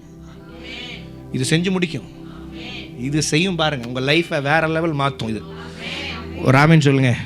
இதுன்னு சொல்கிறத விட இயேசு கிறிஸ்துடைய சரீரம், இயேசு கிறிஸ்துடைய ரத்தம், mighty miracles நடக்கும். Cancer will heal. Whatever deadly diseases will heal. Hereditary diseases will heal. ரத்த சம்பந்தப்பட்ட வியாதிகள் சுகமாகும்.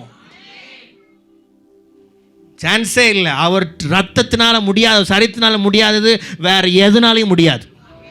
ஜபம் பண்ணி இல்லை, வசனம் கூட இல்லை, இது முடியும், இது முடியும். எல்லாத்தையும் கனெக்ட் பண்றது சிலுவை தான். ஒரு ஆமென் சொல்லுங்க. எல்லாத்தையும், இந்த உலகத்தையும் இந்த சகல வசனங்களையும் வார்த்தைகளையும் கனெக்ட் பண்றது சிலுவை தான், தி சென்டர். அதனால தான் சிலுவை அதிகமாக தியானிக்கணும் உங்கள் லைஃப்பில். சிலுவையை அதிகமாக தியானிச்சு பாருங்க, நீங்கள் ஜெபிக்காம கேட்காத நிறைய நன்மைகள் உங்கள் வீட்டை வந்து சேரும். ஒரு ஆமென் சொல்லுங்க. என்ன என்ன பண்ணியிருக்கார் சிலுவையில், என்ன போஜனம், எப்படி போஜனம் பண்ண சொல்லியிருக்கிறார். டிசைன் பண்ணுங்க, பகுத்து உணர்ந்து அறிந்து அதை புசிங்க. ஒரு அல்லேலூயா, ஒரு ஆமென் சொல்லுங்க. இஸ்ரவேலர்கள் முதல்ல பாவத்திலேருந்து விடுதலை ஆனவொடனே முதல்ல ஞானஸ்தானம் எடுக்கல. அவங்க அப்பத்தை தான் புசிச்சாங்க. குழந்தைங்களிருந்து பெரியவங்க வரைக்கும் எல்லாருமே அந்த வீட்டுக்குள்ளே ஆண்டவருடைய சரீரத்தையும், அதாவது ரிசம்பிளன்ஸ், இயேசு கிறிஸ்துனுடைய சரீரத்தையும் ரத்தத்தையும் ரிசம்பிளன்ஸாக அவங்க புசிச்சாங்க. ஒரு ஆமென் சொல்லுங்க. அதுக்கப்புறம் தான் செங்கடலை ஞானஸ்தானம் எடுத்தாங்க. புரியல? ஞானஸ்தானம் எடுத்துட்டு தானே திருவிருந்து கொடுக்கணும். திருவிருந்து எடுத்துட்டு தான் என்ன பண்ணியிருக்காங்க, ஞானஸ்தானமே போயிருக்குது. நல்லா புரிஞ்சுக்கோங்க. மோசேவை படிக்கக்கூடாது, ஆதாமா படிக்கக்கூடாது. பைபிள் படிக்கிறவங்களுக்கு சொல்லி கொடுக்குறேன். ஆதாமா படிக்கக்கூடாது. மோசே நோ எல்லாத்துலையும் இயேசு கிறிஸ்துவை தேடணும். இயேசு கிறிஸ்துவை தேடினீங்கன்னா உங்களுக்கு பைபிள் புரிஞ்சிடும். யாக்கோபு அவனுக்கு 2 மனைவிகள் இருந்தார்கள். சரி, யாக்கோபுக்கு 4 பாயிண்ட் பேசுகிறோம் சர்ச்சில். அப்போ யாக்கோபு பண்ணுற மாதிரி நம்ம பண்ணுமா இல்லையா? அது மட்டும் தள்ளி விளக்கி விட்டுருணுமாமா, இது மட்டும் என்ன இது குளறுபடி? சத்தியமாக இருக்கணும். எல்லாம் ஒவ்வொரு சாப்டர்லையும் இயேசு கிறிஸ்து இருக்கிறார். ஒரு ஆமென் சொல்லுங்க. ஒவ்வொரு சாப்டர்லையும் இயேசு கிறிஸ்துடைய ரத்தத்தை நீங்கள் பார்க்க முடியும், அவருடைய சரீரத்தை நீங்கள் பார்க்க முடியும், அவருடைய வல்லமையை நீங்கள் பார்க்க முடியும். ஒரு ஆமென் சொல்லுங்க. இயேசு இல்லாமல் பைபிள் இல்லை. ஒவ்வொரு ஆதியாமத்திலும் வெளிப்படுத்தல் வரைக்கும் இயேசு கிறிஸ்து இருக்கிறார். Not only reading the word but having the revelation of the word. வெளிப்பாடுகள் வேண்டும், கண்கள் திறக்கப்பட வேண்டும்.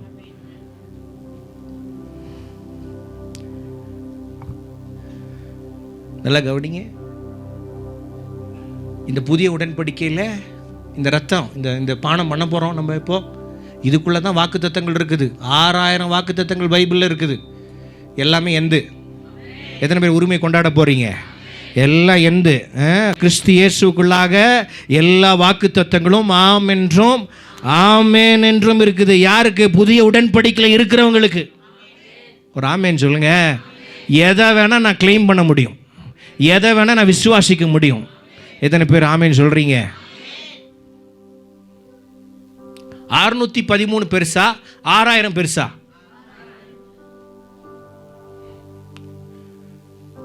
613 கஷ்டமா 6000 கஷ்டமா? சொல்லுங்களேன். பைபிள் படி 613 தான் கஷ்டம், 6000 ஈஸி. ஏன்னா 613 கட்டளைகள். ஒரு பையன் பழைய ஏற்பாட்டில் ஒருத்தர் கூட அதை முழுசா பின்பற்றி நடக்கலை. 10 கட்டளை தானே படிச்சுட்டு இருந்தீங்க நீங்க? ஆமாவா? 10 கட்டளைகள். பைபிள் எவ்வளவு கட்டளைகள் இருக்கிறது? 10 கட்டளைகள் இல்ல, 613 கட்டளைகள் இருக்குது. ஒரு ஆமென் சொல்லுங்க. என்ன ரூல்ஸ்னா, சட்டம் என்ன சொல்லி கொடுக்குதுன்னா, 613 ஒன்று தவறுனா கூட, ஒன்றை நம்ம அதை கடைப்பிடிக்க தவறுனா கூட சாபம் வரும், பிரச்சனை வரும், மரணம் வரும், வியாதி வரும். அதனால தான் ஆண்டவர் பழசை தூக்குனார். புரியல உங்களுக்கு? அதனால தான் ஆண்டவர் பழசை எடுத்தார், புதுசை வச்சார். ஏன்னா அப்பெல்லாம் 2 நபர் உடன்படிக்கை, மோசேவுக்கும் ஆண்டவருக்கும், ஆதாமுக்கும் ஆண்டவருக்கும், தாவீதுக்கும் ஆண்டவருக்கும், இஸ்ரவேலுக்கும் ஆண்டவருக்கும், எல்லாரும் 2 உடன்படிக்கை பண்ணார். ஆனால் உங்களுக்கும் எனக்கும் ஒரே ஒரு நபர் உடன்படிக்கை. அவர் செஞ்சா போதும், நீ எதுவுமே செய்ய வேண்டாம். அதனால தான் நீ எதுவும் பண்ண கொடுக்க வேண்டாம். நீ ஜெபம் பண்றதுனால இல்லை, அவர் சிலுவையில் செஞ்சு முடிச்சதுனால எல்லாம் நான் பெற்றுக்கொள்ள முடியும். அதுதான் ஒரு நபர் உடன்படிக்கை, அதுதான் இந்த புதிய உடன்படிக்கை. ஏன்னா நீ ஆண்டவர் கொடுக்கறட்ட உன்ட்ட ஒண்ணுமே இல்லை. தாவீதுட்ட கேட்டானா, ஆண்டவரே ஒரு 10,000 கோல்டு கொடுக்குறேன்னு சொல்லியிருப்பான். ஆண்டவர் இதெல்லாம் பண்றேன்னு சொல்லி சொன்னான். ஆனா நம்மகிட்ட ஆண்டவர் கொடுக்கறதுக்கு என்ன இருக்கு? என்ன ப்ராமிஸ் பண்ண முடியும்? பொருத்தனையிலே நம்ம என்ன இல்லை, உண்மையை ஒத்துக்கணும். நானும் தான், எல்லாரும் சேர்ந்து தான். நம்ம என்ன இல்லை, பொருத்தனையில் உண்மை இல்லை, ஜபத்தில் உண்மை இல்லை. அப்போ உன்னை வச்சுக்கிட்டு ஆண்டவர் ஆசீர்வாதத்தை கொடுக்கறதுக்கு அவர் டைம் இல்லை அவருக்கு. ராமன் சொல்லுங்க. அதனால தான் அந்த உடன்படிக்கை அவர் என்ன பண்ணிட்டாருன்னா, ஒரே நபர் உடன்படிக்கை. நான் மாத்திரம் உனக்கு கொடுக்குற, இதை விசுவாசி, இதை நம்பு, இதை கரெக்டாக புரிஞ்சுக்கோ, எல்லாம் உன் வாழ்க்கையில், உன் குடும்பத்தில், உன் சூழ்நிலையில் வரும். ராமன் சொல்லுங்க. இதில் அங்கே ஓல்டு உடன்படிக்கை, பழைய உடன்படிக்கையில் நிபந்தனைகள், கட்டளைகள், ரூல்ஸ், ரெகுலேஷன். புதிய உடன்படிக்கையில் no rules, no regulation, only having faith what Jesus did on the cross. சிலுவையில் இயேசு கிறிஸ்து என்ன செய்து முடிச்சாரோ அதை விசுவாசிச்சா போதும், நீங்கள் உடன்படிக்கைக்குள்ளே நுழையிறீங்க. உடன்படிக்கையில் வாக்குத்தத்தம் இருக்குது, ரத்தம் இருக்கிறது, முத்திரை இருக்கிறது. இப்போ நீங்கள் உடன்படிக்கைக்கு இயேசு கிறிஸ்து மத்தியஸ்தராக இருக்கிறார். என்னவா இருக்கிறாரு? சத்தமாக சொல்லுங்களேன். மத்தியஸ்தராக இருக்கிறாரு. அப்போது சரி, இப்போ எப்படி புசிக்கணும் பாஸ்டர்? சரி, இதுக்கு மேலே ஒன்று போட்டிருக்கிறோம், தெரியுதா? கவனிங்க, இதுக்கு மேலே ஒன்று போட்டிருக்கோம். என்ன போட்டிருக்கோம்? ஒரு ஸ்க்ரீன், ஒரு சின்ன ஒரு வெயில் மாதிரி போட்டிருக்கிறோம். ஏன் இந்த லைட் ஏன் போட்டிருக்கிறோம்? இப்போ இது ஏன் போட்டிருக்கிறோம்? டஸ்ட் உடக்கக்கூடாதுன்னா.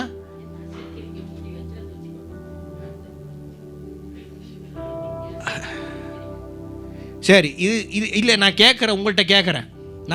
நானே பிரசங்கம் பண்ணிடுறேம்மா. இது போட்டிருக்கிற இது மேலே போட்டிருக்க துணி எதுக்கு போட்டிருக்கிறோம்? அழுக்காயின்னு போட்டிருக்கோமா? இல்லை. கனப்படுத்துகிறோமா? சரி, கனப்படுத்துகிறோம். ஒன்று புரிஞ்சு வச்சுருக்கீங்க நீங்கள், கனப்படுத்துகிறோம். இன்னொன்று பரிசுத்தம். வேற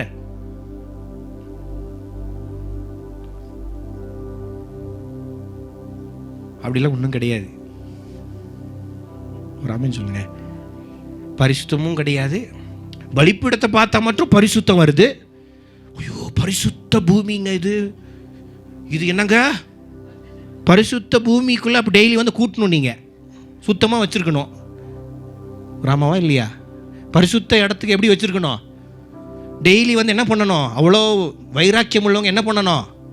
கூட்டி தொடச்சி பூச்சி குண்டு அடைச்சி எப்படி வைக்கணும்? அப்படியே இங்கே இங்கேருந்து இது போட்டிருக்கிறோம், என்னது, ஸ்கொயர் டியூப் போட்டிருக்கிறோம். இதுக்கு பதிலாக நீங்கள் மார்பிள்ஸ் அடுக்கி விட்டுருக்கணும். சாலமோனுடைய மண்டை இருந்துச்சுன்னா கோல்டு அடுக்கி விட்டுருக்கணும். அவ்வளோ பரிசுத்தமாக இதை பார்த்தீங்கன்னா, நல்லா கவனிங்க. இதை தயவு செஞ்சு ஒரு பாரம்பரியமாக பார்த்துடக்கூடாது. எதுக்கு இது போட்டிருக்குன்னா, டெட் பாடியை துணியில் சுற்றுவாங்க.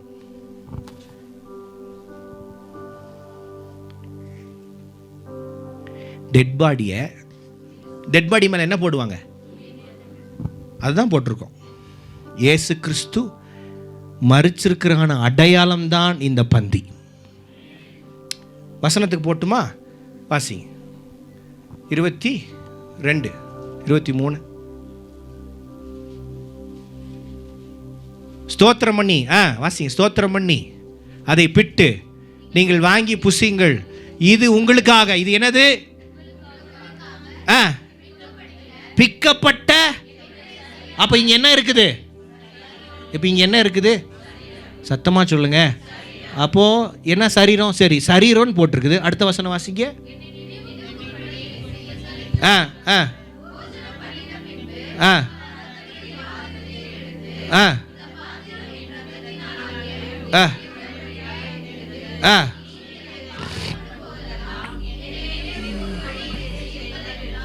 வாசிங்க. இந்த அப்பத்தை புசிச்சு இந்த பானத்தை பாத்திரத்தில் பானம் பண்ணுவதெல்லாம் கர்த்தர் வருமளவும் அவருடைய மரணத்தை தெரிவிக்கிறீர்கள். அப்போ இது எதை தெரிவிக்குதுன்னா, ஆமென், இது வெறும் ஸ்கிரீன்ல டஸ்டுக்காக போட்டது இல்லை, இயேசு கிறிஸ்து எனக்காக மரிச்சார் என்பதுக்கான அடையாளம். நீங்க கையில எடுக்கிற அப்பம் எனக்காக ஏசப்பா சிலுவையில் மரிச்சிட்டாருன்னு நீங்க உணரணும். ஒரு ஆமென் சொல்லுங்க. 3 விஷயங்களை செய்யணும். சொல்லுங்க, 3 விஷயம் செய்யணும். இந்த திருவிருந்து எடுக்கும்போது 3 விஷயம் செய்யணும். சொல்லுங்க, 3 விஷயம். வேகமாக போகிறேன். 3 விஷயம் செய்யணும். முதல் விஷயம், நினைவு கூறணும். சத்தமாக சொல்லுங்கள். முதல் விஷயம், நினைவு கூறணும். என்ன நினைவு கூறணும்? என் பாவத்தை நினைவு கூறுதில்லை, மரணம்தான். ஆனால் என்ன நினைவு கூறணும்? சிலுவையில் எல்லாம் எனக்காக செஞ்சு முடிச்சிட்டார். ராமேன் சொல்லுங்க. பாவத்தோட சாப்டர் க்ளோஸா? சிலுவையில் நீங்கள் பதில் சொல்லுங்கள். சாப்டர் க்ளோஸா? சாபம், பலவீனம், தரித்திரம், கண்டம்னேஷன், நியாய தீர்ப்பு, குழப்பம், சண்டை, பிரிவினை, வயலன்ஸு, துரோகம், பிரச்சனை, சத்ரு எல்லாமே இந்த மரணத்தில் முடிஞ்சிருச்சு. அப்போ நீங்க கையில பந்தி எடுக்கும் போது, பிரெட்டை கையில வைக்கும் போது, சிலுவையில் எனக்காக எல்லாவற்றையும் செஞ்சு முடிச்சிட்டாருன்றதை நினைவு கூறணும். பாவி என்கிறத நினைவு கூறக்கூடாது. நான் பாவின்ற துரோகின்றதை நினைவு கூறக்கூடாது. இயேசு கிறிஸ்து எனக்காக எல்லாம் செஞ்சிட்டார்ன்றதை நினைவு கூறணும். அல்லேலூயா. அப்போ அவர் சுமந்துட்டார்னா எல்லா வியாதி, அக்கிரமங்கள், ஹெரிடிட்டி, டிசீஸ், தொழுநோய், வியாதிகள் எல்லாம் அவர் சுமந்துட்டார்னா அவர் அப்போ இப்போ எனக்குள்ள என்ன வருது? வந்துருச்சுன்னு அர்த்தம். ஆசீர்வாதம் வந்துருச்சு, சுகம் வந்துருச்சு, அற்புதங்கள் வந்துருச்சு, நன்மைகள் வந்துருச்சுன்றதை நினைவு கூறணும். இதெல்லாம் யாரு இந்த மாதிரி யாரெல்லாம் நினைவு கூறாம எடுக்கிறாங்களோ அவங்க தான் பெயின் பாத்திரத்தில் எடுக்கிறாங்க. புரிஞ்சுதா உங்களுக்கு? அதனால தான் இன்னும் சில பேர் பலவீனரும் வியாதி உள்ளவர்களும் சிலர் மரித்தும். அப்போ இது உங்க கையில வரும் பொழுது முதல் காரியம் நீங்க நினைவு கூறணும். இயேசு கிறிஸ்து சிலுவையில் எல்லாம் செஞ்சிட்டார். நீங்க ஒன்றும் கஷ்டப்பட வேண்டாம். சொல்லுங்க பக்கத்தில் பார்த்து, நீங்க கஷ்டப்படுறதுனால ஒன்றும் நடக்க போறதில்லை. ஆண்டவர் கஷ்டப்பட்டுட்டார், நீங்க கஷ்டப்படக்கூடாதுன்னு. ஒரு ஆமென் சொல்லுங்க. அதை நினைவு கூறணும். 2வது, மரணத்தை தெரிவிக்கணும். இயேசு கிறிஸ்து எனக்காக மரிச்சார். இயேசு கிறிஸ்து எனக்காக மரிச்சார்ன்றதுல எந்த ஒரு பேக் ஸ்டெப்பும் இருக்கக்கூடாது. எத்தனை பேர் ஆமென் சொல்றீங்க? எனக்காக மரிச்சிருக்காரா இல்லையா? உங்க ஒவ்வொருத்தருக்காக தான் மரிச்சிருக்கிறாரு. சிலுவைக்கு போனது உங்களுக்காக தான் போயிருக்காரு. உங்களோட நீங்கள் கஷ்டப்படக்கூடாது. நீங்கள் ஆதாம் இழந்த ஆசீர்வாதங்கள் நீங்கள் இழக்கக்கூடாதுன்னு சொல்லி தான் திரும்ப அதை கொடுக்கணுன்னு தான் ஆண்டவர் சிலுவைக்கு போனார். ஒரு ஆமென் சொல்லுங்க. அல்லேலூயா. கர்த்தர் நல்லவராக இருக்கிறார். இப்போ 3வது காரியம், எதுக்காக இதை திருப்பிருந்து இந்த ஆண்டோடைய சரீரத்தையும் அவருடைய ரத்தத்தையும் எதுக்கு பானம் பண்ணுறோம், சாப்பிட்றோம், பானம் பண்ணுறோம்? எதுக்கு? 3வது காரியம். முதல் காரியம் எதை நினைவு கூறணும்? சிலுவையில் எல்லாவற்றையும் செஞ்சு முடிச்சுட்டதை நினைவு கூறணும். Very good. 2வது, மரணத்தை தெரிவிக்கணும். ஒரு ஆமென் சொல்லுங்க. அல்லேலூயா. 3வது காரியம், ஐக்கியத்துக்காக கூடுகிறோம். சத்தமா சொல்லுங்க. இதை சாப்பிட்டுட்டு ஐக்கியம் இல்லைன்னா டேஞ்சர். உடனே you are shifting into the demons vessel. பிசாசுனுடைய பந்திக்குள்ளே போயிடுறீங்க. அதனால தான் சொல்கிறேன், சர்ச்சுக்குள்ளே சண்டை போடாதீங்க, பிரச்சனை பண்ணாதீங்க, ஒரு வாக்குவாதம் பண்ணாதீங்க, ஒரு மனம் இல்லாமல் எடுக்காதீங்க. எல்லாரையும் நேசிங்க, ஒருவரை நேசித்து அன்பு கூறுங்க. ஃபெலோஷிப் இமானுவேல் மிஷன்ஸ் ஃபெலோஷிப் பண்ணோம். எவ்வளோ ஃபெலோஷிப் பண்ணுறீங்களோ எவ்வளோ அற்புதம் ஜாஸ்தி ஆகும். ஏன்னா முன்னாடி என்ன வாஸ்தவம், கொரிந்தியரில் பிரிவினை உண்டாயிட்டு இருந்துச்சு. சர்ச்சுக்குள்ளே என்ன பார்த்துட்டு இருந்தாரு பவுல்? பிரிவினையும் வாக்குவாதங்களும் உண்டாயிட்டு இருந்துச்சு. அதுதான் டேஞ்சர். ஒரு ஆமென் சொல்லுங்க. சர்ச்சுக்குள்ளே பார்க்கக்கூடாது அந்த வழக்கம். இப்பேற்பட்ட வழக்கம் சர்ச்சுக்குள்ளே இருக்கக்கூடாது. வாக்குவாதம் பாத்தியா? யாரு நீ? யாரை பேசுற தெரியுமா? யாரை பழிச்சு காட்டுற தெரியுமா? யாரை குறை பேசுற தெரியுமா? உன்னுடைய அண்ணன் தம்பி தங்கச்சி மாமா மச்சான் உங்க குடும்பம் உங்க ரிலேட்டிவே கிடையாது. இயேசு கிறிஸ்துவின் சொந்த ரத்தத்தினால் சம்பாரிச்ச தேவ பிள்ளைய செய்யற. அதனால தான் ரொம்ப கேர்ஃபுல்லா இருக்கணும். அதனால தான் வசனம் சொல்லி கொடுக்கிறது விசேஷமா விசுவாச குடும்பத்துக்கு நல்லது செஞ்சு பழகு. சர்ச்சுக்கு நல்லது பண்ணணும். சர்ச்சில் இருக்கிறவங்களுக்கு நல்லது பண்ணணும். சர்ச்சுக்கு நல்லது பண்ணணும்னா ஸ்க்ரீனு மேட் அதை பற்றி பேசலை. உங்கள் ஒவ்வொருத்தருக்குள்ளேயும் நல்லது பண்ணிக்கணும். ஃபெலோஷிப், அந்யோன்யம், ஐக்கியம் உண்டாகணும். கையில் வச்சிருக்கிறியே என்ன அடையாளம்? ஐக்கியத்துக்கு அடையாளம். கையில் வச்சிருக்கிறியே ரசம் ரத்தம் இயேசு கிறிஸ்து. நீ கையில் வச்சிருக்கிற ஜூஸ் கிடையாது. நீ கையில் வச்சிருக்கிறது ஏதோ அப்பம் கிடையாது. அது இயேசு கிறிஸ்துனுடைய சொந்த சரீரம், அவர் சொந்த ரத்தம். அதனால தான் நீ நியாயம் தீர்த்துட்டு வந்து தயவு செஞ்சு குற்றம் பேசிட்டு வந்து வாக்குவாதம் பண்ணி சண்டை போட்டு பிரச்சனை பண்ணிட்டு வந்து தயவு செஞ்சு எடுக்காத. நீங்கள் வேணா அப்படி பண்ணி பாருங்க, ஏதாச்சும் நடக்கும். அப்படின்னா அப்படி டெஸ்ட் பண்ணியாதீங்க. நீங்கள் ஒரு வேளை டிசைன் பண்ணாமல் பண்ணிட்டீங்கன்னா உடனே you will feel something is happening in your body. ஏதோ தவறா, ஏதோ ஒரு பிரச்சனை, ஏதோ ஒரு ஆக்சிடென்ட்டு, ஏதோ ஒரு போராட்டம் உங்கள் குடும்பத்துக்குள்ளே வருது உணர்வீங்க. we should be very careful. இதை குறித்து ரொம்ப கவனமுள்ளவர்களாக இருக்கணும். அதனால் இதை பார்த்து பயப்படக்கூடாது. இது நன்மைக்காக வச்சிருக்கிறார் கர்த்தர் நமக்கு. ஒரு ஆமென் சொல்லுங்க. பயபக்தி அல்ல, இது நன்மைக்காக. உங்கள் ஒவ்வொருத்தருடைய சபையுடைய நன்மைக்காக. என்னுடைய ஆண்டவர் சொல்கிறார், ஏன் சாயல் இருக்கிற ஒரு மனுஷனை பார்த்து நீ திட்டக்கூடாது. முட்டாள்னு கூட என்ன சொல்லக்கூடாது. மத்தேயுல வாசிக்கிறோம், என்னன்னு திட்டக்கூடாது. பக்கத்தில் பார்த்து ஏசப்பா நான் சொந்த சரீரத்தை அவங்களுக்காக சிந்தி இருக்கிறார் பார்த்தீங்களா, அவங்கள பார்த்து நீ என்ன சொல்ல முட்டாள்னு கூட என்ன பண்ணக்கூடாது. என்ன தண்டனையை பேசுறாரு, இயேசுவே பேசுறாரு, ரேமாவா பேசுறாரு. எங்க போவாங்க? எரி நரகம். we should be very careful with your mouth. வாய் வச்சு ரொம்ப கவனமாக இருக்கணும். ஃபோனில் கவனமாக இருக்கணும். கான்ஃபரன்ஸில் கவனமாக இருக்கணும். பேசும்போது கவனமாக இருக்கணும். சபைக்குள்ள ரொம்ப விசுவாசிகளுக்குள்ள. அதனால தான் அன்பு, ஐக்கியம், அந்யோன்யம் ஸ்திரப்படணும்.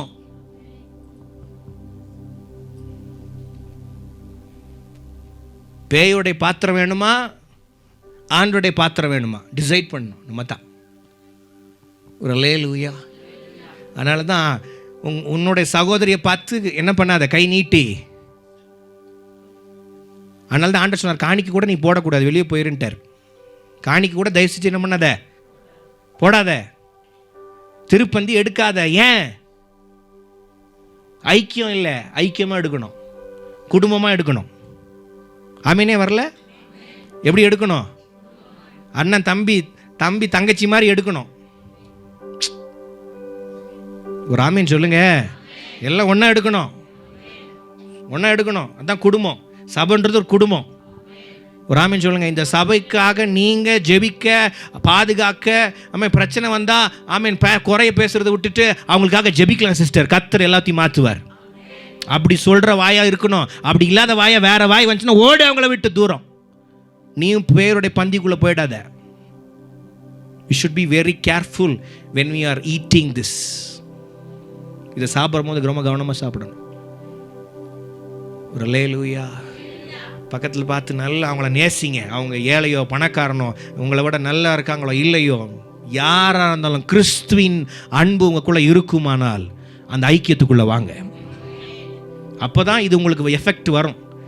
20 வருஷம் கிறிஸ்துவங்களாக இருந்து வியாதி பிரச்சனையோடு இருக்கிறீங்கன்னா ஏதோ ப்ராப்ளம் கவனிக்கணும். எப்படி நீங்கள் சர்ச்சுக்குள்ளே இருந்துட்டு வியாதியாக இருக்கலாம்? திருவிருந்து இவ்வளோ வருஷமாக எடுத்துகிட்டு எப்படி பிரச்சனைக்குள்ளே இருக்கலாம்? இருக்கக்கூடாது, இருக்க முடியாது, இருக்க அனுமதி இல்லை. ஆனால் இருக்கிறோம். காரணம் என்ன? 3ல் ஏதோ ஒன்று சரியில்லை. ஏசப்பாவை நினைவு கூறல, மரணத்தை தெரிவிக்கல, ஐக்கியப்படலை. புரிஞ்சவங்க ஒரு ஆமேன், புரிஞ்சவங்க ஒரு ஆமேன், புரிஞ்சவங்க ஒரு ஆமேன், புரிஞ்சவங்க ஆமேன். கையில் வர அது தேவனுடைய சரீரம், சிலுவையில் பிக்கப்பட்ட, உங்களுக்காக பிக்கப்பட்ட சரீரம். அது அப்பம் கிடையாது, விசுவாசிச்சு சாப்பிடுங்க. அது தொடர்க்கு ஒரு பாக்கியம் வேணும். ஆண்டவர் டிசைப்பிளோட உட்காந்து மேஜையில் உட்காந்து சாப்பிட்டுட்டு இருக்கிறார், அப்பம் பிட்டு கொண்டு இருக்கிறாங்க. ஒரு ஸ்திரீ வரா. ஸ்திரீ வந்து சொல்கிறா, இந்த மாதிரி என் பொண்ணு வியாதியாக இருக்கா, கொஞ்சம் சுகம் பண்ணுங்க. ஆண்டவர் உடனே ரிப்ளை என்ன சொன்னார்னா, பேசலை. ஆண்டவர் என்ன பண்ணல, ஆண்டவர்கிட்ட ஜெபம் பண்ணால் என்ன சொல்லுவார், ஆண்டவர்கிட்ட ஜெபம் பண்ணால் என்ன சொல்லியிருப்பார், சுகமாக்கிறமா ஜெபிக்கிறமா அப்படின்னு சொல்லியிருப்பார். ஆனால் என்ன தெரியுமா சொன்னார், 2 முறை அவர் பேசவே இல்லை. 2 times இந்த பைபிள் இஸ் ரெக்கார்டட். 2 முறை அவர் பதிலே சொல்லலை. அதுக்கப்புறம் கூட இருக்க சீசர்லாம் துரத்துறாங்க, அந்த பொண்ணை துரத்துறாங்க. நீ எல்லாம் என்ன பண்ணக்கூடாது, இந்த பந்திக்கிட்டே வரக்கூடாது, வெளியே போன்னு துரத்துறாங்க. அவள் போகாமல் மறுபடியும் கெஞ்சி, இல்லை நான் ஆண்டர்கிட்ட போகணும்னு வரா.